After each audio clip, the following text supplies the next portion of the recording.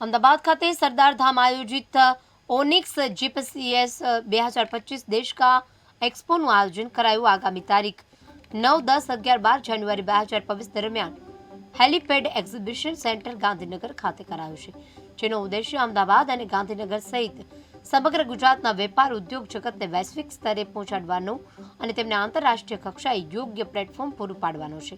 મુખ્યમંત્રી ભૂપેન્દ્રભાઈ પટેલની વિશેષ ઉપસ્થિતિમાં ઉદ્ઘાટન સમારોહ ગત મહિને જ યોજાયો હતો। તાજેતરમાં જ આ એક્સપોને અનુલક્ષીને નિકોલ અમદાવાદ ખાતે એક પ્રમોશનલ ઇવેન્ટ યોજાઈ હતી।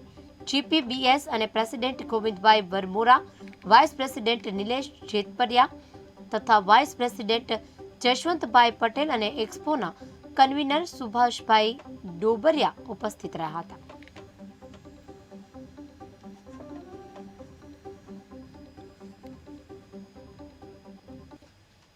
કોવિડની ભવ્ય સફળતા બાદ ખૂબ ઉદ્યોગપતિઓની એવી લાગણી હતી કે જો રાજકોટમાં આટલી ખૂબ સારી ઇવેન્ટ આપણે થઈ શકી હોય તો ગુજરાતનું આર્થિક પાટનગર કહી શકાય એવા અમદાવાદ ખાતે પણ આપણે સારું આયોજન કરીએ તો આખા રાજ્યને આપણા જીપીબીએસ સાથે જોડી શકીએ છીએ અને આખા રાજ્યના ઉદ્યોગપતિઓ આ વેપાર મહાકુંભ એટલે કે બિઝનેસ એક્સપો આપણો જીપીબીએસનો લાભ લઈ શકે એના માટે આપણે 2025નું અલગથી આયોજન કરીએ।